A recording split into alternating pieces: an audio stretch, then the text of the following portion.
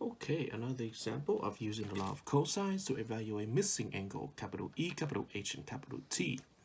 Now notice across from capital E is lowercase e, which is 6.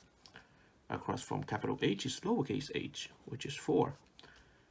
And across from capital T is lowercase t, which is 7. So naming the angles and the opposite sides of those angles are very important. So let's just say I want to solve for capital E first. Let's just go down the list. So what am I going to have? Well, E squared is 6 squared. So I'm going to have 6 squared equal h squared plus t squared. So that's 4 squared plus 7 squared minus 2 times ht. So 2 times 4 times 7 multiply cosine of capital E. Left hand side is 36. 4 squared is 16. 7 squared is 49. Minus 4 times 7 is 28. 2 times 28 is 56. So this is 56 cosine of capital E.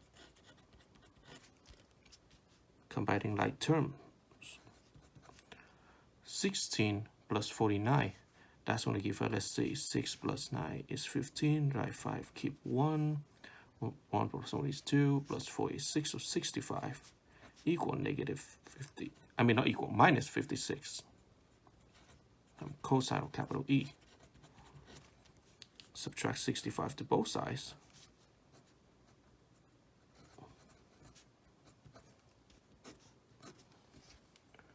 I'm going to get negative 29 on the left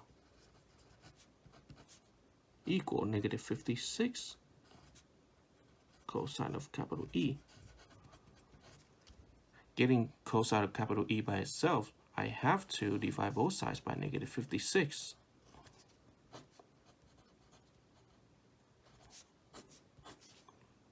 So I'm left with, let's see, negative over negative is positive.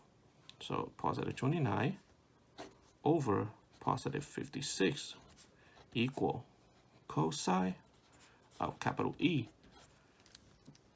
To get the angle capital E by itself, I gotta take the cosine inverse. So cosine inverse of positive 29 over 56 equal cosine inverse of cosine of capital E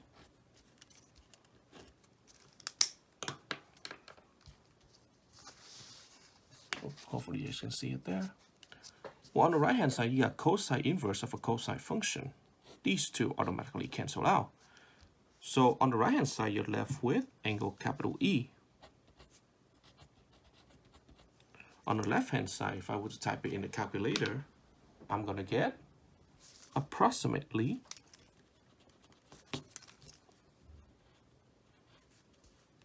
58.81 degree.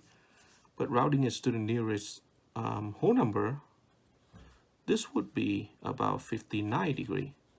So let's just say angle capital E turns out to be 59 degree. So I'm going to put it up here.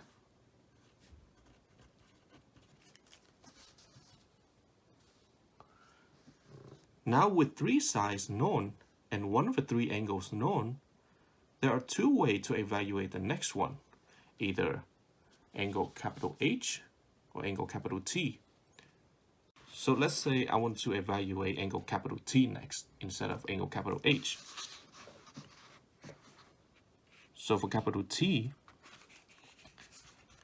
I'm going to use the third formula. So t squared, lowercase t squared, which is 7 squared, equal E squared, which is 6 squared, plus H squared, which is 4 squared, minus 2 times EH. So that's 2 times EH. So that's 2 times 6 times 4. And then times cosine of capital T. Left hand side is 49, right hand side is 36 plus 16 minus 4 times 6 is 24. 2 times 24 is 48.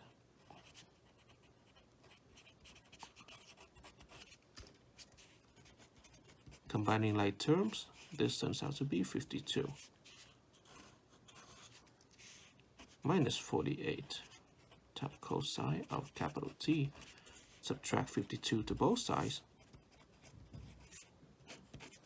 I got negative 3 equal negative 48 times cosine of capital T. Dividing negative 48 to both sides. To get cosine of capital T by itself, I'm left with negative 3 over negative 48. Well, simplifying this fraction, this turns out to be positive 1 over positive 16 equal cosine of capital T. To get the capital T by itself, same procedure as above. Take the cosine inverse to both sides. So that means I'm going to have cosine inverse of, and I'm not going to switch to pencil because I'm so lazy, 1 over 16 equal to the cosine inverse of cosine of capital T. Cancel these two out. Switching back to pencil. Of capital T. Oof, hopefully you can see it there. Approximately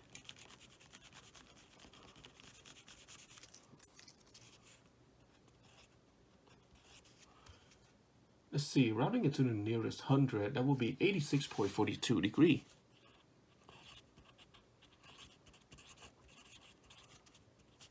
But let's just say I want to round it up to the nearest whole number. That would be approximately 86 degrees. So let's assume that angle capital T turns out to be 86 degrees. So this is 86 right there. Now take a look. With 2 out of the 3 angles known, there are 3 ways to evaluate the last angle. 1, continue using the law of cosines. 2, use the law of sines. Or 3, use the triangle angle sum theorem. But I like to stick with the triangle angle sum theorem because that's the most convenient one, in my opinion. Not sure about you guys, but up to you guys to use either the law of cosine, the law of sine, or the triangle angle sum theorem to evaluate the last one. So for me, I'm going to say by the, the usual triangle angle sum theorem,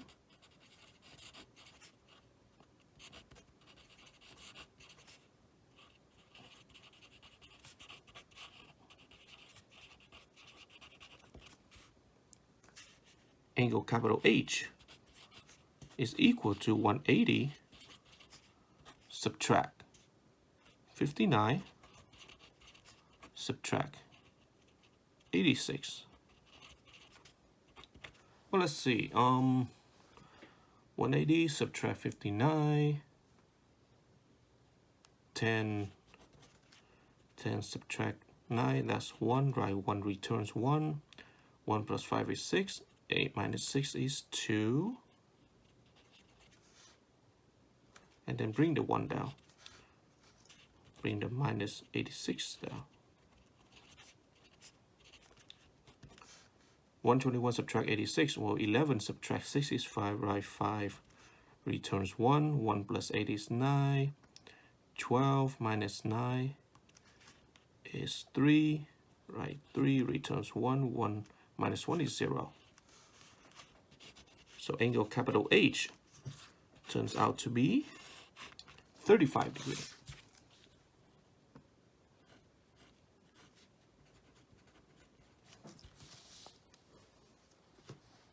And yeah, that is how we do it, you guys.